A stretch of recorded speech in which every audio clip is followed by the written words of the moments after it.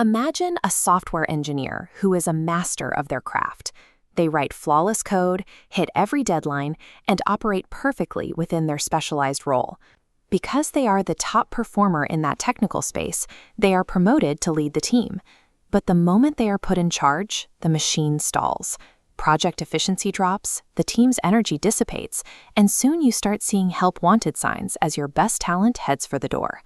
This failure happens because organizations often assume that technical mastery, knowing how code or machinery works, automatically translates to an understanding of how a human workforce works. To stop breaking these teams, a manager has to abandon their technical instincts and adopt a different discipline entirely. They must become a behavioral scholar. Bad leadership is rarely a fixed personality flaw. It's usually a technical vacuum, a situation where a leader is operating blind because they haven't been given the foundational tools of human behavioral science. At the individual level, consider a manager trying to motivate an employee who is struggling with financial insecurity. The leader's solution is to offer a more prestigious job title. Maslow's hierarchy of needs explains this. If an employee is focused on foundational safety, an esteem reward like a title won't register. When they don't respond, leaders make the fundamental attribution error, ignoring the environment and wrongly blaming the employee's character as lazy. Psychologists like Maslow provided the framework to look past those assumptions. By understanding principles like operant conditioning, a leader can objectively identify which environmental factors are reinforcing bad performance and which are actually driving success. This microlens transforms the leader. They stop being a reactionary taskmaster and become an architect, building the conditions required for their people to thrive. If psychology looks at the individual, sociology looks at the system. We often see leaders try to fix a toxic team culture by simply emailing out a new list of company values. But sociology teaches us that culture isn't what's written on the wall. It's the invisible web of power structures, unwritten social norms, and institutional rules that actually dictate how people behave when no one is watching.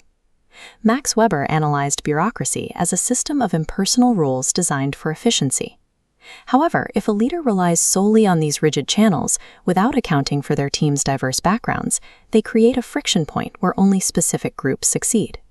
This is how systemic bias is manufactured, not through intent, but through institutional design. A sociological approach allows a leader to step back and see these patterns.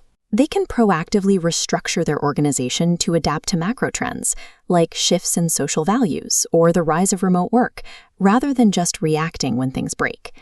Without this macro lens, a manager is blind to the structural forces that determine who gets ahead, who gets heard, and how work actually gets done.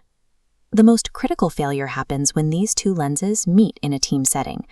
A manager, wanting to keep everyone happy, pushes for total agreement in a meeting and subtly discourages anyone from speaking up with a dissenting view. This creates groupthink. Needing to belong, humans self-censor to maintain harmony, prioritizing unity over making the right decision.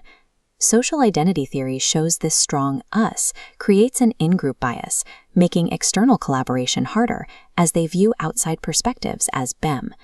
An integrated leader knows they have to fight this human impulse. They might assign a devil's advocate to every meeting, making it a formal, structural rule to challenge the group's consensus.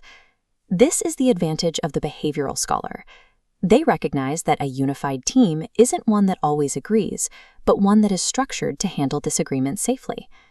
When you combine the micro-understanding of the individual with the macro design of the system, you reach a specific operational state. Psychological safety. Think of it as the convergence point. It is the moment where your organizational structure, the sociology, is stable enough to support the individual's psychological need to take an interpersonal risk without being punished. Achieving this state leads to measurable results. Innovation becomes a predictable process. Teams stay together longer, and the burnout cycle that ruins technical leaders is broken. It's a reminder that leadership is a social science. It isn't a byproduct of technical talent. It's the result of using the right behavioral tools to manage people.